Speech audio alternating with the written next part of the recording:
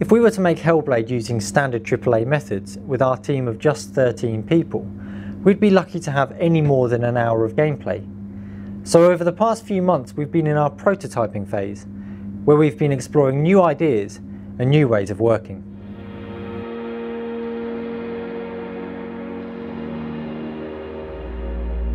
It's not enough for us to just make a smaller version of what we've done before.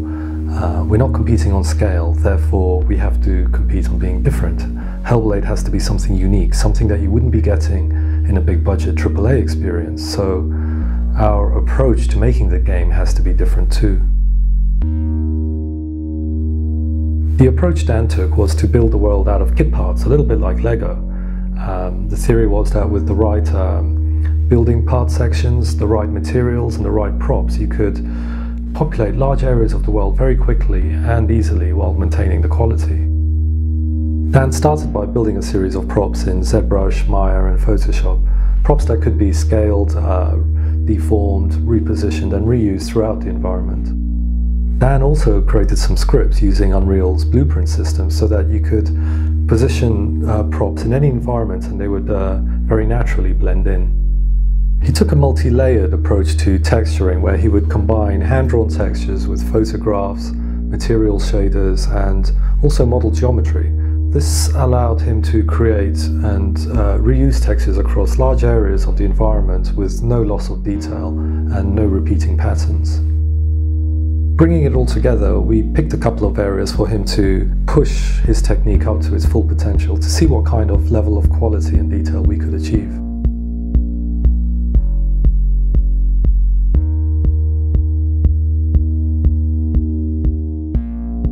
Thanks to the approach that Dan has taken, what seemed like a near impossible challenge, creating a AAA quality environment at a large scale with only one artist, now seems feasible. The approach on enemies was to simplify the problem. Traditionally, when we built a character, every character would have their own animation rig, their own accessories and textures that are unique to that character. For Hellblade, the enemies will be humanoid and part of a unified Viking clan. To work out whether these constraints would allow us to create interesting enemies, we did some brainstorming on paper. Mark explored, with a human frame, how much variation he could achieve in the silhouettes of the characters. Claire also sketched out some ideas in 3D to explore different accessories and different silhouettes such as hat shapes and armor, etc.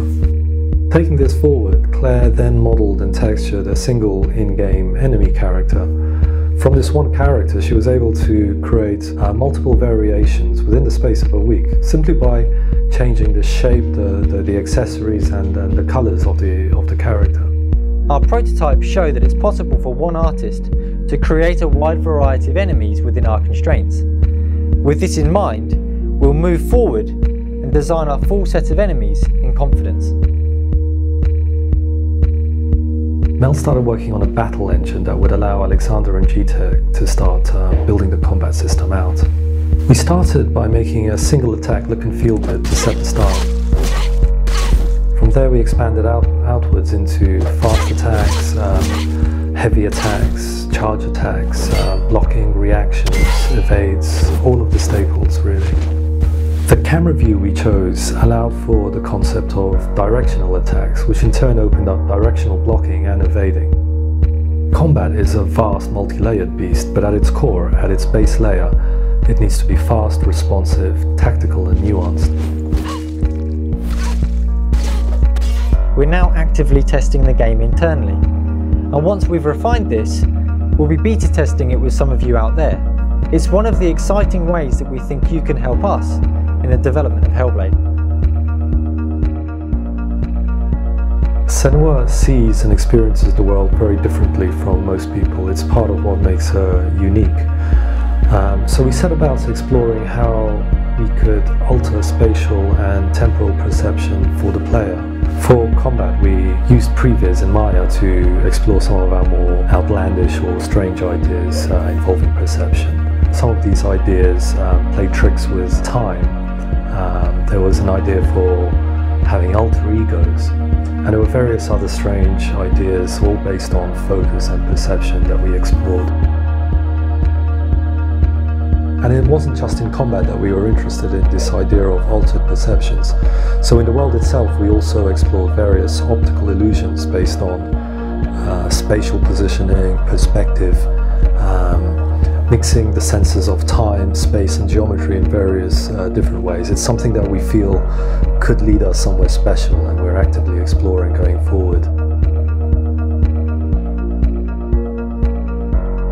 Forcing the team size to stay small, far from crippling development, has encouraged each of us to throw out old habits, to think differently, and to explore new ways of working and creative problem solving. The challenges ahead remain overwhelming, and there are many unknowns, but we've been really encouraged by our approach so far.